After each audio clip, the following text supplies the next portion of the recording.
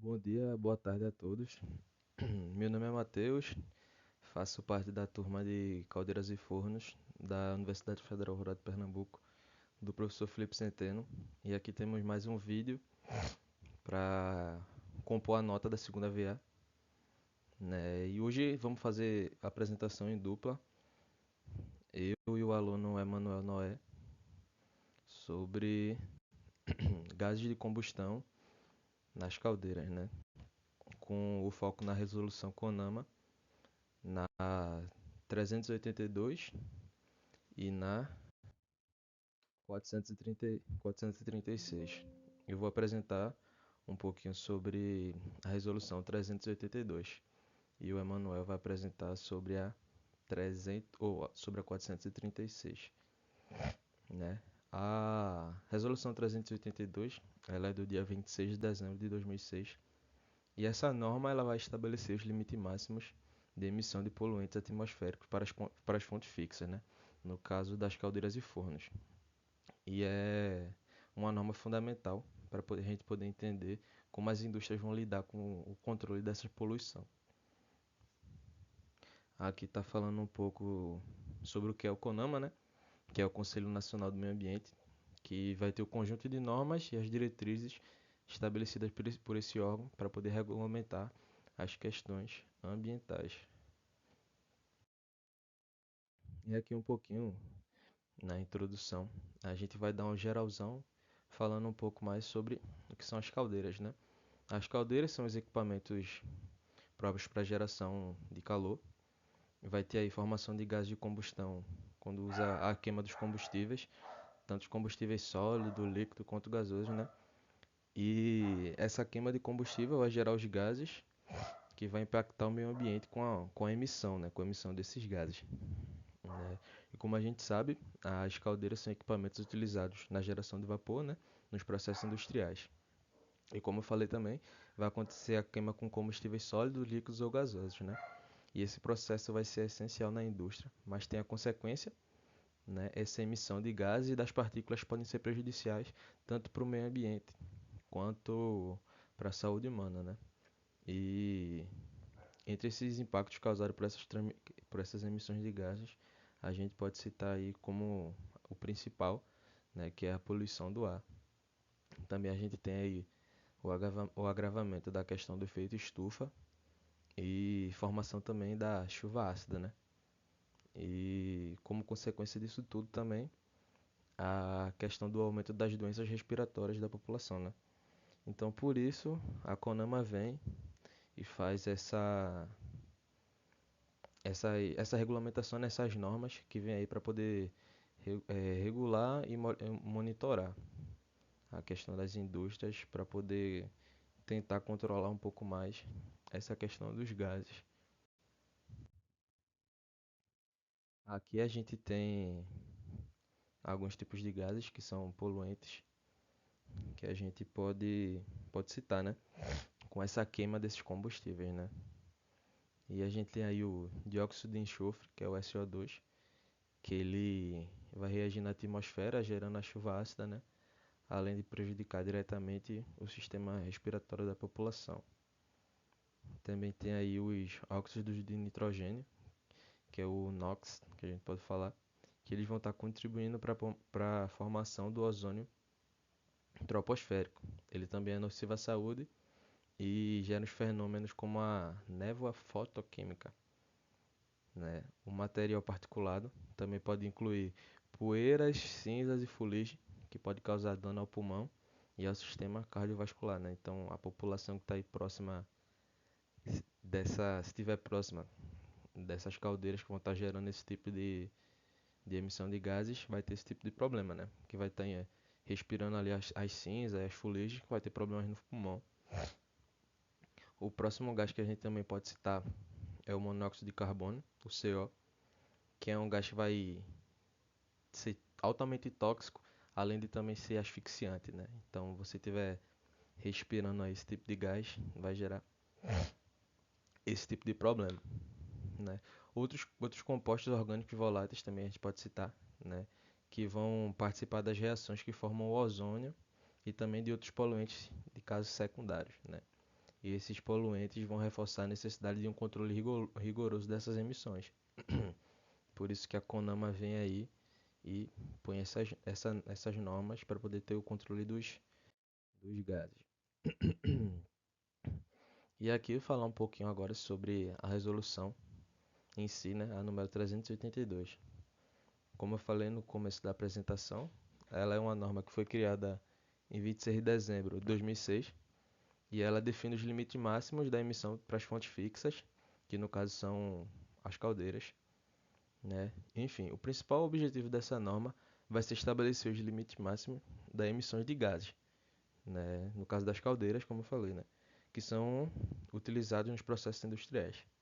E essa resolução vai buscar reduzir os impactos ambientais e garantir que todo tipo de indústria que esteja com ela opere dentro dos padrões aceitáveis na questão da poluição do ar, né? Então, se uma indústria tiver com uma caldeira que esteja poluindo além do limite, essa resolução vem aí para impor esse padrão, né? E além disso, ela vai promover, como eu falei, né, a padronização dos critérios na emissão de todo o país, né? Tornando mais clara a responsabilidade da empresa. Então, se eu tenho uma empresa que está com índice mais alto do que o permitido, a responsabilidade vai ser total da empresa, porque a CONAMA veio impor o limite máximo das emissões, né? Como tem aí no slide, ela vai buscar padronizar, vai reduzir os impactos, vai aplicar as fontes industriais, que são as caldeiras, e ela foi criada pela CONAMA. O próximo ponto é a classificação das fontes pela resolução, né? Tem aí no slide fonte fixa versus fontes novas, combustíveis líquidos, sólidos, gasosos e a divisão por equipamento, cadeiras, fornos, turbinas e entre outros, né? E essa resolução vai fazer uma divisão entre essas fontes novas e as já existentes, né? As fontes novas são aquelas que começaram a funcionar após a publicação da norma, né? No caso aí, depois de dezembro de 2006, como a norma é do dia 26 de dezembro, né? As fontes que foram criadas depois são tidas como fontes novas. E as fontes já existentes são aquelas que já estavam em operação antes dessa data, né? E essa distinção ela vai existir porque as fontes novas já devem nascer adaptadas às exigências, ou seja, né, vai ter a legislação e essas fontes que já são criadas vão ter que estar adaptadas a esses padrões da legislação, né? Enquanto as fontes já existentes vão ter um prazo para poder se organizar e ficar dentro da norma, né? E além disso, os limites vão variar de acordo com o combustível que vai estar sendo utilizado, né? Seja ele sólido, líquido ou gasoso. Um próximo ponto aí que a gente tem são os parâmetros que vão ser utilizados, né? A gente tem esses limites, como já venho falando durante toda a apresentação, para essa emissão dos gases, né? E aqui a gente vai ter um resumo desses limites de acordo com a resolução, né? E esses valores vão ser expressos em miligramas por metro cúbico, né, com 8% do oxigênio que é tido como referência.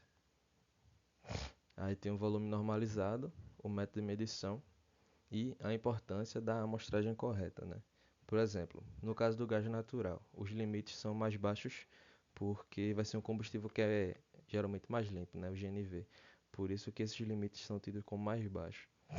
Já no caso do óleo combustível e da biomassa, os limites de material particulado e do dióxido de enxofre são mais permissíveis, porque esses combustíveis tendem a gerar mais poluição, né? E esses limites foram definidos com base nos estudos técnicos e são uma referência importante para fiscalização ambiental, né? Agora falando em si dos parâmetros técnicos, a gente tem aí esses pontos que eu já citei, né? E esses parâmetros vão ser essenciais para poder garantir os resultados confiáveis e compatíveis com a resolução.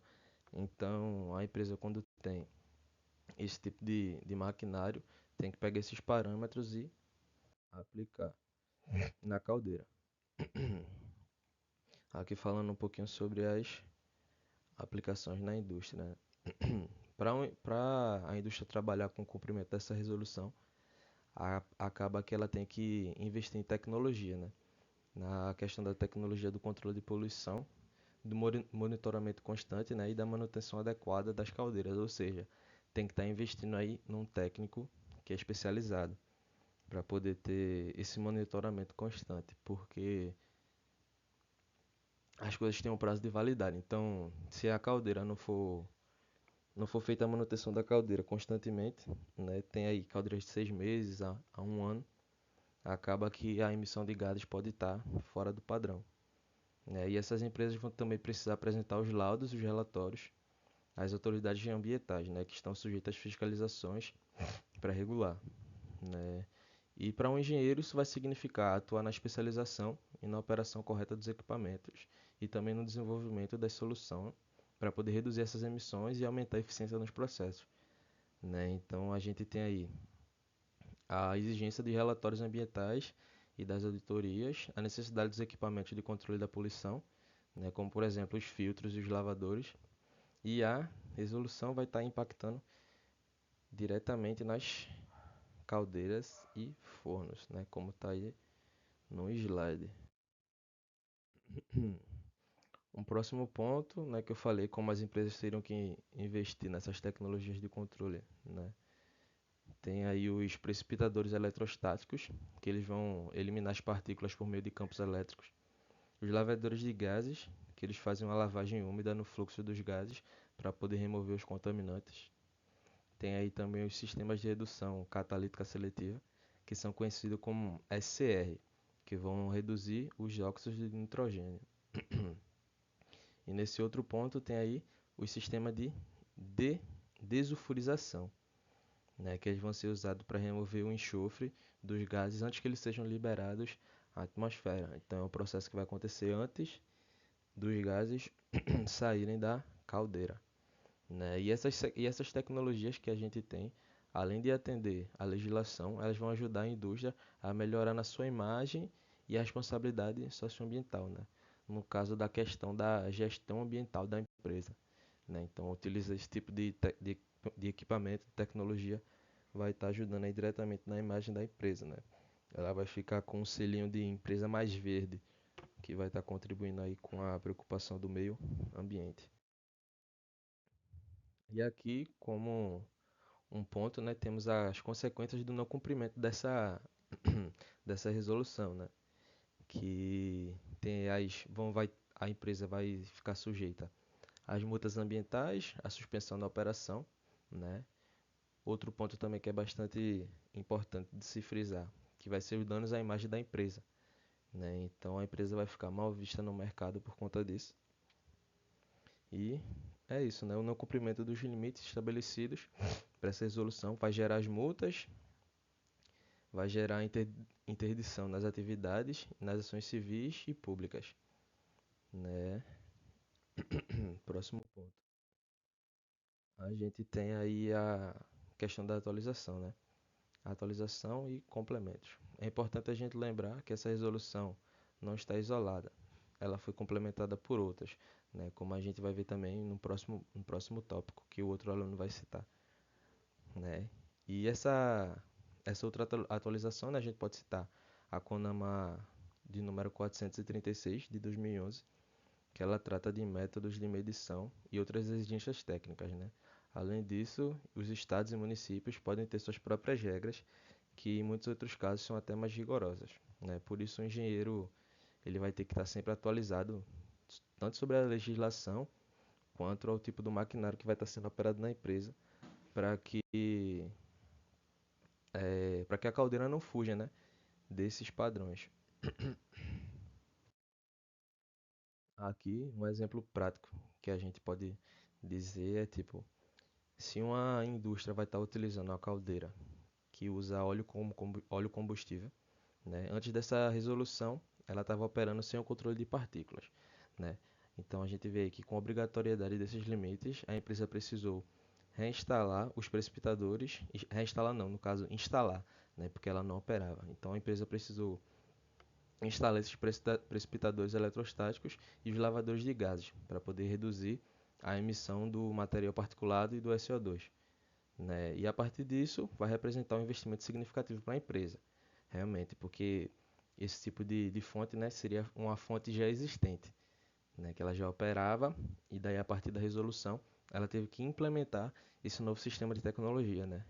Por um lado, a empresa vai ter gastado um dinheiro, né, vai ter sido um investimento, mas por outro lado vai trazer benefícios, né, como a conformidade ambiental, como a melhoria da imagem da empresa no mercado e também a redução das perdas desse processo, né? Então aí um exemplo prático seria isso, né?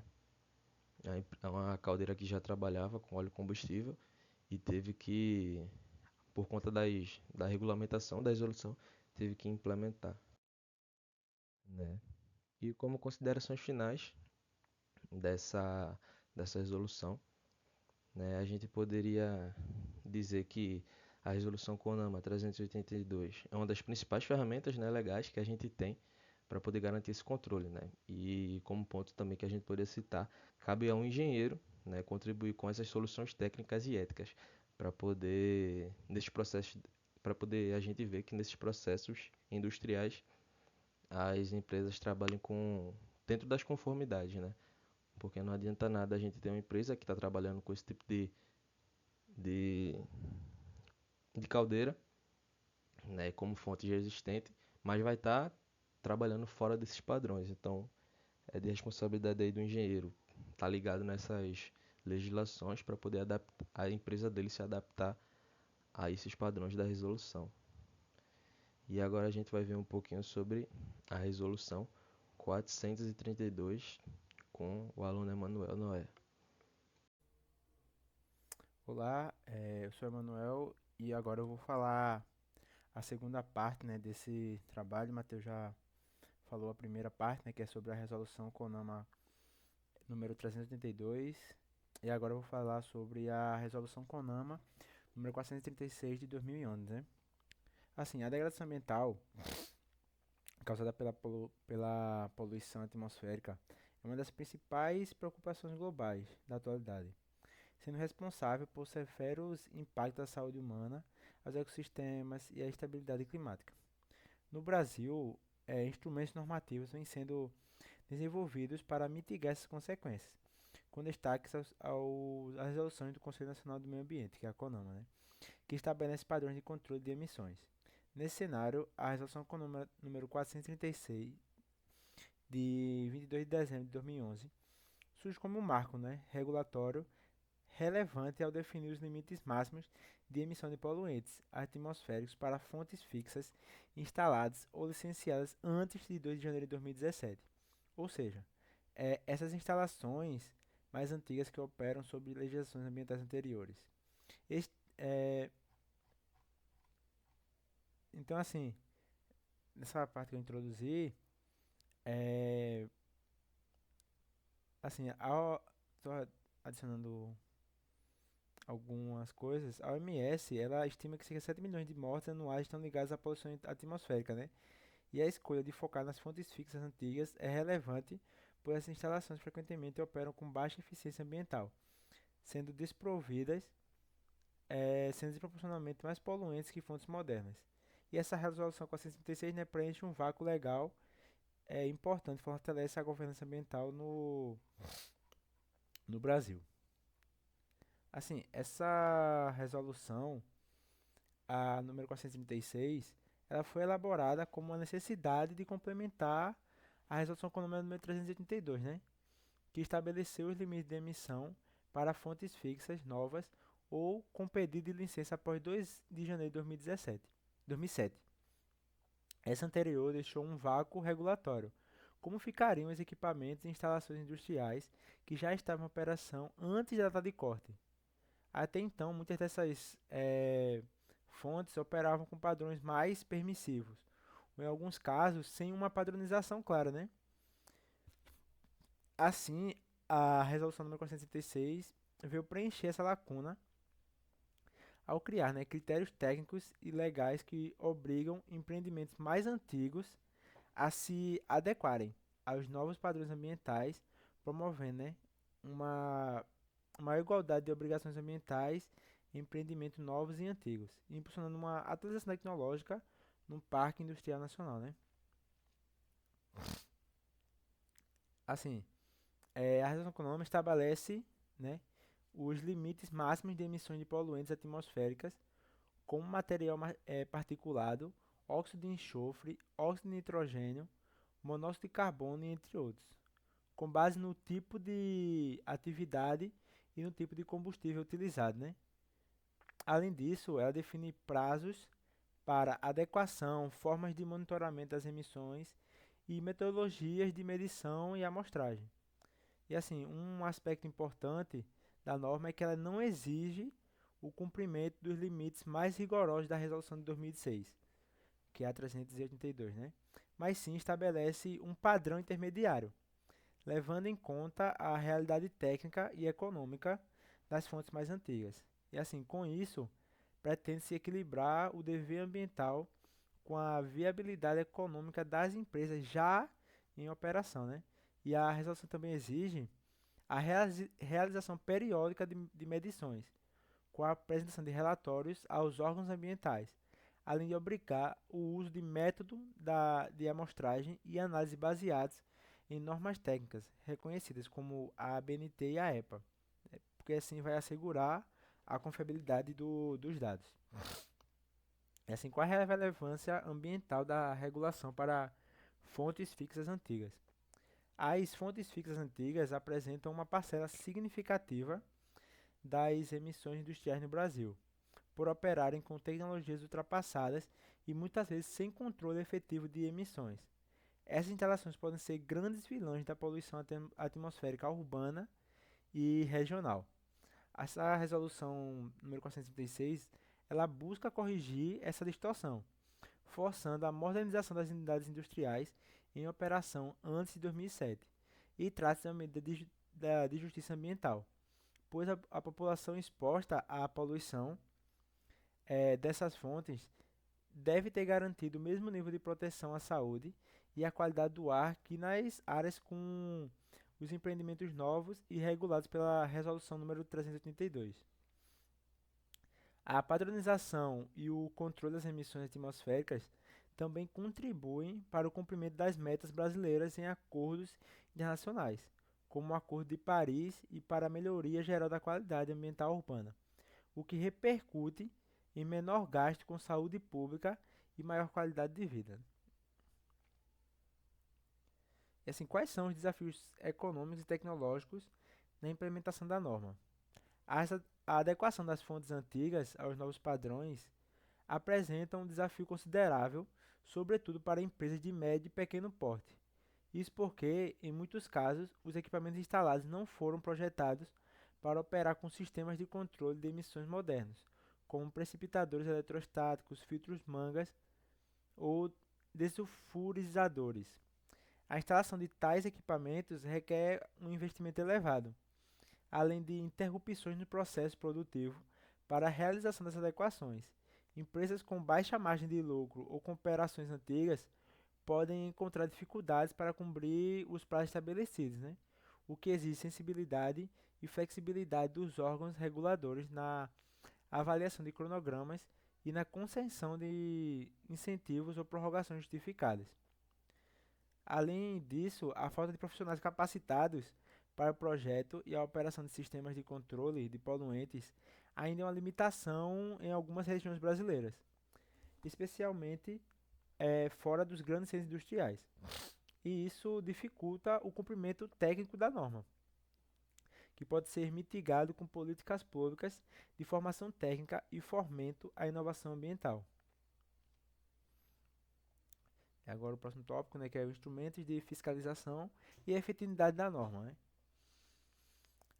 A eficácia da resolução número 436, ela depende fortemente da atuação eficiente dos órgãos ambientais, tanto estaduais como federais. Embora a norma seja tecnicamente bem estruturada, sua aplicação requer infraestrutura de monitoramento, laboratórios de análise de gases, profissionais treinados e sistemas informatizados de controle e notificação. E assim, no entanto, a realidade dos órgãos de fiscalização ambiental no Brasil é heterogênea. Enquanto estados como São Paulo e Paraná contam com autarquias ambientais bem estruturadas, outras unidades da federação ainda operam com carência de recursos humanos e materiais. E também outro ponto crítico é a fiscalização das fontes não licenciadas ou clandestinas, né, que muitas vezes escapam do radar regulatório e continuam operando à margem da legislação ambiental. Para que a resolução produza os efeitos esperados, é necessário fortalecer a capacidade institucional da fiscalização, né? Inclusive com o uso de tecnologias como sensores remotos, drones e cruzamento de dados ambientais e fiscais, né? E assim, quais impactos sociais e ambientais são esperados? A médio e longo prazo, a resolução 436 tende a trazer benefícios significativos para a população brasileira, né? Especialmente nos centros urbanos mais industrializados, ao obrigar que fontes antigas reduzam suas emissões. E assim, espera-se uma melhoria da qualidade do ar, principalmente, com impactos diretos na saúde pública, como a redução de casos de doenças respiratórias cardiovasculares, né?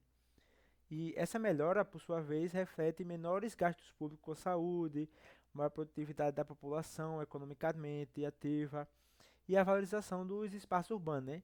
E além disso, promove maior justiça ambiental, pois comunidades vulneráveis, assim que muitas vezes são situadas próximas aos polos industriais, serão menos expostas à poluição atmosférica. Assim, outro impacto também positivo é a valorização das empresas que investem na sustentabilidade, né? Gerando um diferencial competitivo em um mercado cada vez mais atento às questões ambientais. O consumidor consciente e os mercados internacionais tendem a privilegiar produtos de empresas eh, que operam dentro desses padrões socioambientais, né? E assim, aqui se evidenciam os co-benefícios da política ambiental, né? A redução de poluentes, como o NOx e o SOx, pode diminuir a incidência de asma, bronquite, infarto e até câncer, né? E a OMS que cada dólar investido em controle da poluição retorna 30 a 50 dólares em benefícios sociais. E assim, além disso, há externalidades positivas na economia, né? Como a criação de empregos verdes e a maior produtividade da força de trabalho saudável. A resolução também pode aumentar a competitividade de produtos brasileiros em mercados exigentes, como por exemplo o europeu, né? E assim, qual a necessidade de atualização e integração normativa? Apesar de ser uma norma avançada para o seu tempo, já que é 2000, essa 436 é de 2011, né? Ela já tem mais de uma década de vigência, né? Desde então. Novas tecnologias surgiram, os padrões internacionais evoluíram e a compreensão dos impactos dos poluentes atmosféricos também se aprofundou.